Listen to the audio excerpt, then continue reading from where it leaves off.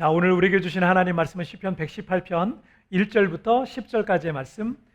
자, 우리 한 절씩 교독하겠습니다. 제가 1절 말씀 먼저 봉독해 올리겠습니다. 여호와께 감사하라. 그는 선하시며 그의 인자하심이 영원하미로다.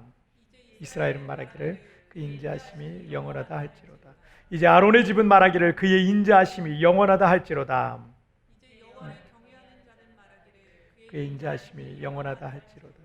내가 고통 중에 여호와께 부르짖었더니 여호와께서 응답하시고 나를 넓은 곳에 세우셨도다. 여호와는 내 편이시라. 내가 두려워하지 아니하리니 사람이 내게 어찌하리.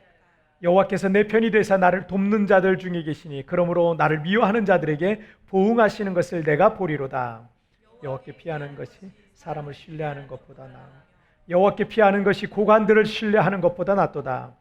문나라를 에워쌌으니 내가 여호와의 이름으로 그들을 끊으리로다. 아멘. 자, 오늘 말씀 제목 함께 읽겠습니다. 시작. 죽지 않고 살아서. 다시 한번 시작. 죽지 않고 살아서. 아프리카의 중남부 지역에 가면 잠비아와 짐바브웨 그 사이에 위치한 빅토리아 호수는 세계 최대의 호수입니다. 세계 최대의 그 폭포입니다. 그래서 지금도 그 험한 오지까지 전 세계에 수많은 사람들이 찾는 관광지이기도 합니다. 아마도 이 빅토리아 폭포는 몰라도 이 폭포에 있는 데빌스 풀이라는 곳이 있어요. 뉴스에도 나오고 무슨 해외 토픽에도 나오고 그런 곳인데 이 어마어마하게 세계 최대의 이 폭포 끝자락에 그 물이 떨어지는 그 끝자락에 천연 풀장이 있는 거예요. 이 천연 풀장이 있는데 자칫하면 이 폭포 아래로 물과 함께 이게 떠내려갈 것 같은 그 스릴을 즐기기 위해서 지금도 정말 전 세계 많은 사람들이 죽기 전에 꼭 한번 가봐야 될 곳, 그 자신의 버킷리스트로 삼고 그곳에 가는 그런 아주 유명한 관광지이기도 합니다. 그런데 이 폭포를 발견한 최초의 서양의 인물이 누구냐면 아프리카 선교의 아버지라고 불리는 데이빗 리빙스턴 선교사님이세요.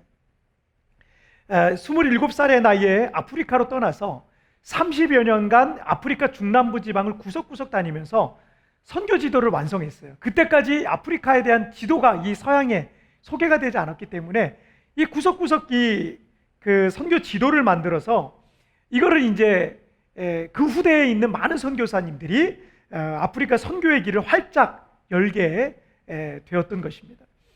그리고 노예 무역하는 유럽인들과 이 선교사님은 싸우면서 이 노예 무역을 막았었을 뿐만 아니라 이 열악한 이 아프리카의 기후 속에서 온갖 이 풍토병과 싸워야 됐고, 그리고 위험한 맹수들의 공격에 우리 선교사님은 노출되어 그 시대에 선교해야 했습니다.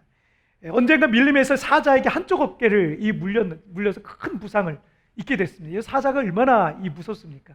이 어깨를 물려서 부상을 입어서 많은 출혈이 있었는데 주변 사람들이 이 선교사님을 걱정해서 리빙스턴은 이제 곧 죽게 될 거다 이렇게 생각을 했다고 합니다. 리빙스턴은 그를 걱정하는 사람들에게 이렇게 말을 했어요. 사명자는 그 사명을 이루기까지 죽지 않는다. 그리고 리빙스턴은 그 믿음과 확신처럼 죽지 않고 다시 살아나서 그 사명을 다하고 주님께서 부르실 때까지 정글 속 탐험을 계속 이어가면서 선교를 계속했다고 합니다. 우리가 살아가면서 모든 것을 다 잃고 앞뒤가 꽉 막힌 것 같고 당장 내일 살 것이 걱정될 만한 힘들고 어려운 시련의 날들을 살아갈 때 우리는 나 지금 죽을 것 같아. 나 지금 죽을 것 같아. 정말 지금 당장 죽을 것 같아. 내일 죽을 것 같아. 라는 그런 말을 우리가 습관처럼 하기도 합니다.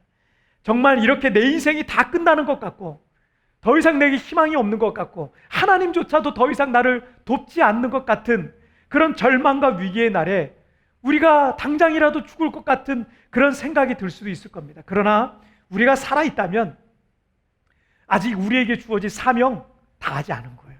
여러분 지금 여러분 살아있잖아요. 숨쉬고 있잖아요. 호흡하고 있잖아요. 그러면 우리를 향한 하나님의 그 사명이 아직 다 안 끝난 거예요. 아직 사명이 남아있다는 거예요. 그리고 사명자는 그 사명을 다 이룰 때까지 결코 죽지 않습니다. 그리고 내가 살아있다면 여전히 우리에게 기회가 있다는 것을 여러분 믿으시길 바랍니다. 지금 우리는 죽을 것 같은 너무 힘들고 어려운 시기를 보내고 있지만 저는 확신합니다.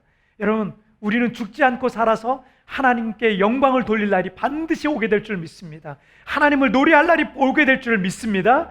자, 오늘 첫 번째 주제 함께 보시겠습니다. 첫 번째 함께 읽겠습니다. 시작. 실패 없는 사랑을 신뢰하라. 다시 한번 시작. 실패 없는 사랑을 신뢰하라. 얼마 전에 TV를 보니까 43살 된 그 어떤 개그맨이 17살 차이 나는 그런 예쁜 신부를 맞아서 결혼을 했습니다. 17살 차이, 43살이니까 17살 차이면 몇 살이에요? 이 차이가 20몇 살이잖아요. 그 차이가 나는 이 신부를 맞아 결혼했는데, 이 개그맨은 신부에 비해 나이도 많고, 그리고 제가 그냥 보기에는 얼굴이 그렇게 뭐 배우처럼 잘생긴 그런 사람도 아니고, 오히려 못생긴 쪽에 속하는 그런 개그를 많이 했던 그런 개그맨이었어요. 그럼에도 불구하고 어리고 예쁜 신부를 만나서 결혼해가지고 동료들로부터 이 부러움을 한 몸에 받고 있는 개그맨입니다.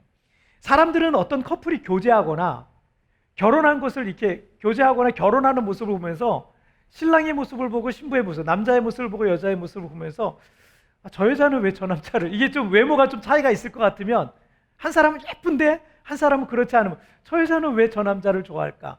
또 저 남자는 왜 저 여자를 좋아할까? 라고 의문을 갖기도 합니다. 하지만 이 사랑에 빠진 사람들은요, 보통 눈에 뭐가 씌었다고요? 콩깍지가 이게 씌었다, 이런 얘기를 하잖아요. 그런 말로 비유하듯 그 이유는요, 아무도 몰라요. 당사자들만 알아요. 당사자들만. 과학자들은 우리의 뇌에서 분비되는 호르몬 중에 이 페닐에틸아민과 이 도파민을 사랑의 호르몬이라고 불러요. 이게 뭐 호르몬 또는 신경 전달 물질이라고 이렇게 부르는데, 누군가에게 반하게 되거나 사랑에 빠지게 되면요, 우리 몸에서는 이 도파민이라는 이 물질이 막 분비되는 거예요. 뇌에서 그런 신경 전달 물질이 막 분비가 되는데, 그래서 이게 막 퍼지기 시작하는데, 이 물질이요, 우리에게 뭘 주냐면 쾌감을 주고 행복을 준다는 거예요. 그런 걸 느끼게 하니까, 그래서 이 흥분 상태가 계속 오늘도 있고 내일도 있고 모레도 있고 계속 지속이 되잖아요. 이 사람의 삶에 활력이 막 넘치는 거, 얼굴이 예뻐져요. 막 이 사람의 삶이 막 뭔가 되게 좋아 보여요. 이 활력이 막 넘치게 된다는 거예요. 이게 바로 도파민의 효과라는 거예요. 자, 또 다른 호르몬 중에 이 페닐에틸아민은요, 우리 눈에 콩깍지를 씌워주는 물질입니다. 이 물질의 농도가 상승하잖아요. 그러면 어떤 현상이, 이성이 마비가 돼요.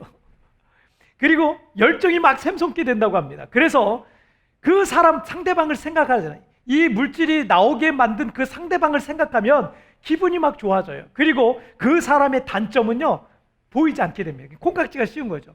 그 단점은 크게 문제가 되지도 않고, 그 상대방에서 얼굴이 못생겼든 능력이 부족하든 뭐 돈을 못 벌든 이것조차도 그냥 다 너그러워지는 거예요. 감각과 인지 능력에 영향을 미치기 때문에 이 호르몬을, 또 이 신경 전달 물질을요, 이 천연각성제라고 부르기도 합니다.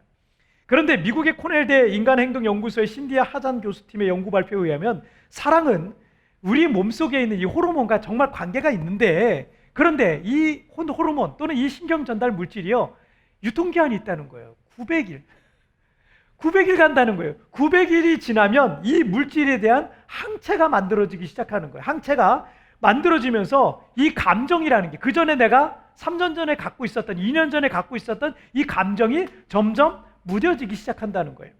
그러니까 주변 친구들의 모든 반대를 무릅쓰고, 나를 가장 사랑하시는 이 부모님의 반대를 무릅쓰면서까지 내가 선택한 이 사랑이 영원할 것 같으면 좋겠는데, 사실은 그렇지 못한 경우가 종종 있는 것은 어쩌면 이 화학물질의 작용 때문일 수도 있다라는 과학자들의 얘기죠. 잠언 5장 18절과 19절 말씀을 보면, 내가 젊어서 취한 아내를 즐거워하라. 그는 사랑스러운 암사슴 같고 아름다운 암노루 같으니 너는 그의 품을 항상 족하게 여기며 그의 사랑을 항상 연모하라 라고 돼 있어요. 과학자들이 말하는 이 900일이라는 이 사랑의 유통기한을 무시할 수는 없는 거죠. 이 몸에서 일어나는 현상이니까. 성경은 그래서 젊어서 취한 아내 또는 남편을 족하게 여기라는 거야. 감사하게 생각하라는 거야. 이런 아내가 나와 결혼해 준 거에 감사해. 이런 남편이 나에게 결혼해 준 거에 대해서 감사하게 생각하라는 거야. 그리고 사랑해야 한다라는 것을, 그 사람을 아끼고 귀하게 여기고 사랑해야 된다라는 거 말씀하고 있습니다. 사람의 사랑이라는 것은 어떤 화학적인 것들 또는 육체적인 것들만 갖고는요, 한계가 있을 수밖에 없습니다. 때문에 서로 간에 이 사랑의 관계라는 건 희생을 해야 돼요. 사랑 자체가 희생이에요. 그래서 희생하고 끊임없이 노력하는 이 과정을 통해서 그 사랑이 더 지속되고 더 풍성해질 수 있게 됩니다. 하지만 인간의 사랑은요, 현실을 얘기하자면 한계도 없고요. 한계도 있고, 한계가 있는 거죠. 한계가 있고 또 무뎌지기도 하면서 실패하기도 하는 것이라는 어떤 현실을요, 우리가 부인할 수는 없죠. 때문에 인간의 우정과 사랑, 정말 아쉬운 얘기지만, 안타까운 일이지만 인간의 사랑과 우정, 이거는 영원하지가 않습니다. 그것이 영원하다고 완전하다고 생각하고 그것을 전적으로, 다른 것을 의지하지 않고 오직 그것만을 전적으로 의지하다가 이게 깨지거나 실패하게 될 때 사람은요, 깊은 상실감과 배신감과 절망감을 느낄 수밖에 없는 것입니다. 그렇게 내가 그 사랑하는 사람 있잖아요. 그 연인에게 나 모든 걸 다 줘요. 그 사람만을 사랑하고 그 사람도 나만을 사랑할 거라고 생각했어요. 또는 내가 정말 믿었던 사람이나 친구에게도, 신뢰했던 파트너에게도 우리는 그런 일을 사실은 겪고 있습니다. 우리 인간 세상에는 완전하고 영원한 사랑이라는 거 없어요. 완전한 게 없어요. 대부분의 대중가요가 남녀 간의 이 사랑을 노래하지만 어쩌면 친구 간의 우정보다도 더 쉽게 깨지고 갈라지는 게 남녀 간의 사랑이에요. 너무 제가 회의론적으로 현실을 얘기하는 건데 너무 회의론적으로 얘기하지만 이게 현실이 그래요. 그리고 대중가요의 주제가 사랑 다음으로 많은 게 또 뭔지 아세요? 이별이에요. 이별. 사랑과 이별. 남녀 간의 이 이별에 대한 것이 그렇게 많은 거예요. 처음 그 사랑을 시작할 때만 해도 누가 그 사랑이 실패할 거라고 생각했겠어요. 그런데 절대 깨질 거라고 생각 안 했던 사랑도 실패할 수밖에 없는 것이 어쩔 수 없는 우리 인간의 사랑의 한계라는 거죠. 사랑의 유통기한이 있다는 얘기죠. 여러분, 오늘 본문 1절 말씀을 보실게요. 자, 1절. 자, 함께 읽겠습니다. 시작. 여호와께 감사하라. 그는 선하시며 그의 인자심이 영원함이로다. 아멘. 이 시편에서 여호와께 감사해야 될 이유를 뭐라고 말씀하고 있어요? 여호와는 선하시다는 거예요. 그는 선하시며 그의 인자하심이 영원하기 때문에 그에게 감사하라는 거예요. 그리고 1절부터 4절까지 그의 인자하심이 영원하지로다라는 말이 매 절마다 사실은 계속 반복되고 있습니다. 똑같은 말이 계속 반복되고 있어요. 자, 여기서 인자라는 말을 영어 성경에서는 그냥 사랑으로 번역을 하거든요. love라는 단어로 쓰고 있는데 구약 성경의 히브리어에서는 이 인자는요, 헤세드라는 단어를 쓰고 있어요. 헤세드라는 게 뭐냐면 이 하나님의 인자인 헤세드는 자기 백성을 끝까지 지키시는 하나님의 언약적인 사랑을 헤세드라 그래요. 자기 백성 끝까지 가는 거예요. 놓지 않는 거예요. 그러니까 하나님께서 우리를 사랑하시기로 하셨고 그 사랑은 중간에 변하거나 포기하는 법, 실패하는 게 없는 거예요. 자기 백성을 사랑하시되 끝까지 사랑하시고 자기 백성을 지키시되 끝까지 지키시는 언약적인 사랑, 그것이 바로 하나님의 헤세드, 하나님의 인자라는 것입니다. 그래서 1절에서 4절까지 여호와의 인자라는 말이 계속 나오는데 매 구절마다 이 하나님의 헤세드의 사랑이 언제까지 지속된다고요? 영원함이로다. 영원함이로다. 이렇게 계속 반복하고 있는 거예요. 하나님께서 우리를 사랑하시는 그 사랑은 지금부터 영원까지입니다. 할렐루야. 남녀 간의 사랑이 영원할 것 같지만 어느 순간부터 시들시들해지기도 하고 포기하기도 하고 실패하기도 하지만 하나님의 사랑은요, 영원하다는 거예요. 내가 부족해도 실수해도 넘어져도 약해도 가난해도 병들었어도 무능력했어도 실패했어도 그리고 죄가 많을지라도 많은 죄를 저질렀을지라도 하나님께서 나를 향하신 그 사랑 절대로 포기하거나 실패하지 않는다는 거예요. unfailing love라는 단어가 있잖아요. 실패하지 않는 거예요. 실패하지 않는 사랑. 그리고 주님의 이 헤세드의 사랑으로 우리를 끝까지 붙드시고 지켜주신다는 겁니다. 이것을 로마서 8장 38절과 39절에서는 내가 확신하노니 사망이나 생명이나 천사들이나 권세자들이나 현재일이나 장래일이나 능력이나 높음이나 깊음이나 다른 어떤 피조물이라도 우리를 우리 주 그리스도 예수 안에 있는 하나님의 사랑에서 끊을 수 없으리라. 아멘. 여러분, 나를 향한 실패하지 않는 영원한 하나님의 사랑을 믿으시길 바랍니다. 이 세상에 그 어떤 것도 우리를 향하신 하나님의 사랑에서 끊을 수 없을 것입니다. 우리가 세상에서 실패했어도 주님은 우리를 포기하지 않습니다. 우리가 죄의 실수에 허우적거리고 있더라도 주님은 나를 버리지 않습니다. 지금 모든 것을 다 잊고 정말 죽을 것 같은 하루하루의 삶을 살아가고 있다 할지라도 주님은 나를 여전히 붙들고 계시는 것을 여러분 믿으시길 바랍니다. 나를 향한 주님의 사랑은 실패하지 않는 영원한 사랑이심을 여러분 믿으시기를 주님의 이름으로 축복합니다. 자, 우리 두 번째 주제 보실게요. 시작. 여호와는 내 편이시라. 다시 한번 시작. 여호와는 내 편이시라. 본 시편의 시는 지금 사방으로 죽음의 그림자에 에워싸여 있다는 것을 알 수 있습니다. 10절 말씀에 문나라가 나를 에워쌌으니 11절에 그들이 나를 에워쌌으니 12절 그들이 벌들처럼 나를 에워쌌으나 13절 너는 나를 밀쳐 넘어뜨리려 하였으나 우리는 지금 이 시인이 얼마나 심각한 인생의 코너에 몰려 있는지를 짐작해 볼 수 있습니다. 얼마나 절박한 상황이었는지를 이 구절들을 통해서 우리가 짐작해 볼 수 있어요.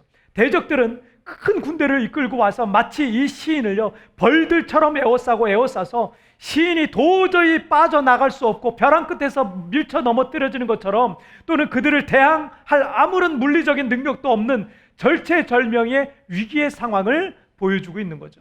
자, 그런데 여러분 5절 말씀을 보실까요? 시작. 내가 고통 중에 여호와께 부르짖었더니 여호와께서 응답하시고 나를 넓은 곳에 세우셨도다. 아멘. 이 구절에 쓰인 이 고통이란 말이 히브리어는 가두다, 제한하다, 속박하다라는 뜻의 동사에서 파생된 이 명사입니다. 지금 시인이 당하고 있는 이 고통의 종류가 어떤 것이었는지를 보여주고 있습니다. 인생의 코너에 몰려서 어디로 피할 방법이 없는 거예요. 또는 인생이 깊은 구덩이에 빠져 있어서 죽음을 앞둔 이 시한부와 같은 두려움과 공포의 시간을 그냥 그 죽음의 날만을 기다리고 있는 거예요. 사망의 음침한 골짜기 속에 갇혀 있는 그런 모습을 보여주고 있는 겁니다.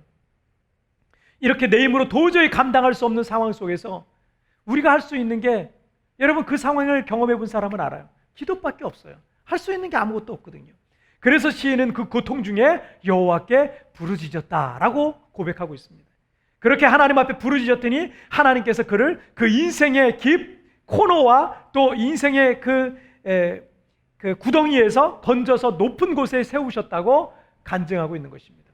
한국 분들 중에 암 진단을 받고 투병하시는 분들이 굉장히 많습니다. 한국인들의 사망률 1위가 암병으로 죽는 분들이 가장 많다고 하니까 암이라고 하는 이 죽음의 병에 진단된 분들은요 두려움과 공포 속에 지낼 수밖에 없어요. 한국에 계신 분들, 성도들, 저랑 아는 분들, 지인들이 있잖아요. 이런 분들 중에도 저에게 기도 요청하시는 분들이 굉장히 많습니다. 그래서 저도 새벽마다 그분들을 위해서 기도하고 있어요. 나이와 관계 없어요. 나이가 젊든 나이가 많든 여러분 그게 관계가 없더라고요. 나이 든 분들도 비교적 더 많지만 젊은 분들에게도 이 병이 너무 많아요. 한 젊은 남자 집사님의 아내가 암으로 인해서 수년 동안 투병 생활을 이어오고 있습니다. 최근에 이제 벽혈병이 재발했는데 병원에서는 이제 환자에게 더 이상 해줄 게 없어요. 이분 너무 젊어요. 너무 속상한 거예요. 너무 안타까운 거예요. 환자에게 더 이상 해줄 게 없어서 3개월에서 6개월 정도밖에 시간이 남지 않았다는 거예요. 그 집사님이 저에게 기도 부탁을 하면서 이렇게 말씀을 하시더라고요. 이제 정말 사람의 손을 떠난 듯하여서 전적인 의탁이란 무엇인지 희미하게 느끼고 있습니다. 또 한국의 한 청년 자매님의 아버님께서도 혈액암으로 투병 중에 계시는데 그 독한 항암약을 투여하는데 약이 들질 않는 거예요. 보통은 그 약을 투여하면 약이 좀 들어야 되는데 약이 들지 않아요. 그래서 새로운 약을 찾고 있는데 그러다 보니까 새로운 약 약을 찾을 때 새로운 약을 들이면 또 이 완치와는 점점점 거리가 멀어지고 있는 거래요. 그래서 우리 자매님은 매일 눈물로 기도하며 보내고 있다고 합니다. 그리고 세부의 어린 자녀들 데리고 와서 지내다가 우리 교회에 오셔서 신앙생활 잘 하시고 여기서 신앙생활 처음 시작하셨어요. 저와 함께 성경 공부도 하고 여기서 즐겁게 잘 지내시다가 작년 코로나 때문에 어쩔 수 없이 철수하신 우리 성도님 계세요.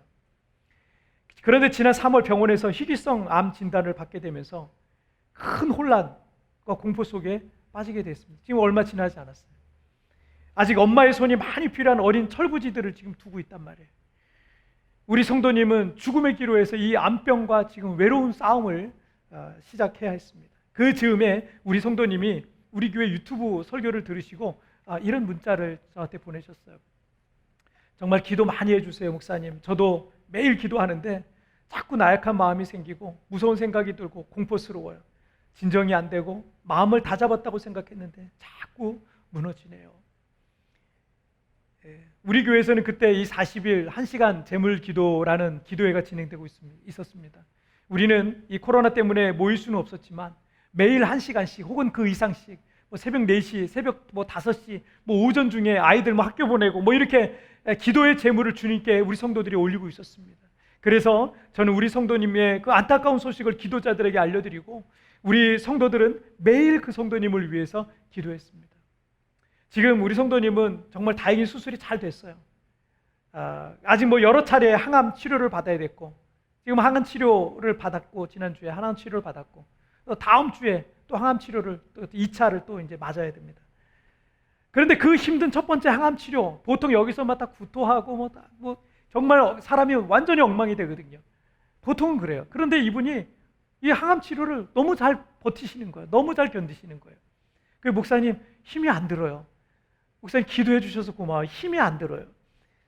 그리고 두 번째 항암도 잘 견딜 수 있을 것 같다고 열심히 하나님 앞에 기도하면서 항암 치료 잘 받겠다고 기도해 주신 목사님과 성도님들께 너무너무 감사 말씀 드린다고 이렇게 문자를 보내셨어요.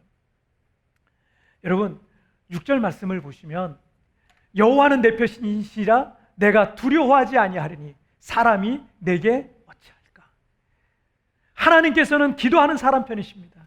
하나님을 구하고 찾는 사람에게 하나님은 함께 해주시는 것을 여러분 경험하시게 될 줄 믿습니다. 지금 인생의 코너에 몰려 내가 할 수 있는 게 아무것도 없고 인생이 깊은 구덩이에 빠져서 나올 방법이 없고 죽음만을 기다리는 정말 끝장날 것만을 기다리고 있는 그 죽음의 깊은 그림자가 내게 드리워져 있다 할지라도 여호와가 내 편이시기 때문에 두렵지 않은 겁니다. 종교개혁자 장깔뱅은 6절에 여호와는 내 편이시라는 이 문장을 나는 하나님의 손에 보호를 받고 있다라고 해석을 했습니다.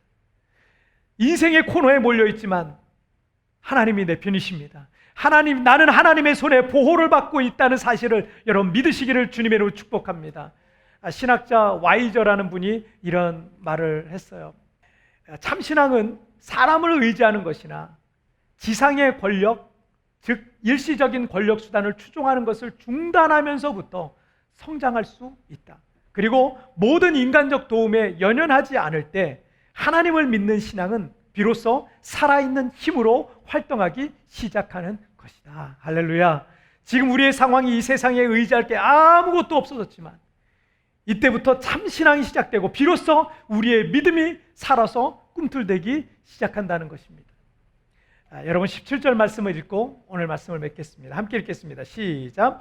내가 죽지 않고 살아서 여호와께서 하시는 일을 선포하리로다. 다시 한번 시작. 내가 죽지 않고 살아서 여호와께서 하시는 일을 선포하리로다. 할렐루야. 리빙스턴의 말과 같이 우리에게 사명이 있는 한 우리는 끝나지 않습니다. 우리는 죽지 않습니다. 우리는 죽지 않고 살아서 하나님께서 내게 행하신 일들을 자랑하고 간증하는 주인공이 될 줄 믿습니다.